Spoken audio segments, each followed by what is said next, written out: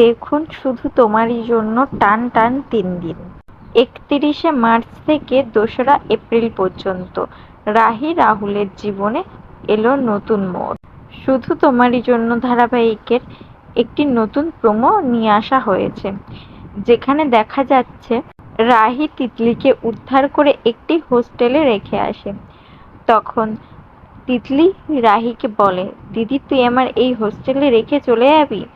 রাহি তখন তিতলিকে বলে যে তুই আমার ওপর ভরসা রাখ, আমি ঠিক করে তারপরে তোকে নিয়ে যাব।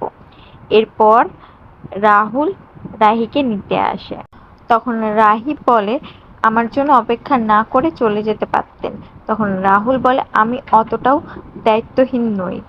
ঠিক তখনই হঠাৎ বৃষ্টি নেমে আসে এবং রাহি এবং রাহুল একটা সাইডে দাঁড়িয়ে থাকে এবং তখনই তিতলি রাহুলকে ফোন করে।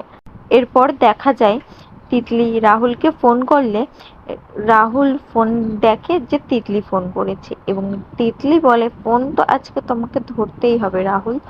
তো হ্যাঁ বন্ধুরা, এই প্রোমোটা দেখে আমরা বুঝতে পারছি রাহি এবং রাহুলের জীবনে তৃতীয় ব্যক্তি ঢুকতে চলেছে, অর্থাৎ তিতলি রাহি এবং রাহুলের ভালোবাসায় ব্যাঘাত ঘটাবে। তো হ্যাঁ বন্ধুরা, এমনটা হলে তোমাদের কেমন লাগবে অবশ্যই কমেন্টে জানিও।